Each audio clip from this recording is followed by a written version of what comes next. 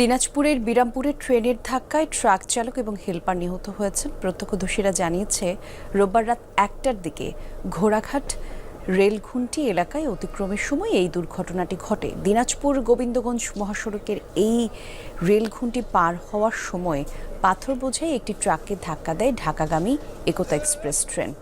এতে ট্রাকটি সড়কের পাশে ছিটকে পড়ে। ঘটনাস্থলেই মারা যান ট্রাক হেলপার আরিফ।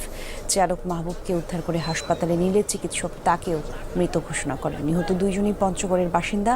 পুলিশ জানায়, রেল ক্রসিংয়ের কোনো সিগন্যাল ফেলা ছিল না, পাশাপাশি ঘন কুয়াশার কারণেও এই দুর্ঘটনা ঘটেছে। এখানে সময় মতো রেল ক্রসিংয়ের যে গেট এটা না ফেলার কারণে আপনার একতা এক্সপ্রেসের ট্রেনের ধাক্কা একটা পাথর বোঝাই ট্রাকের ধাক্কা দেয়।